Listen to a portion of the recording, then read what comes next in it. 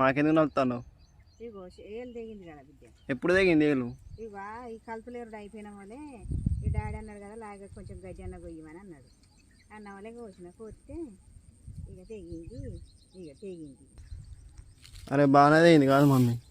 ఇది ఇగో రంపే కదా బిడ్డ. ఇగో ఇట్లనే కొత్తదా అందుకున్నది రంపే, కొత్త రంపే పడగాను. ఆ గడ్డి చిన్నగా ఉన్నది ఇక అందుకునే వరకు చేయికి వచ్చి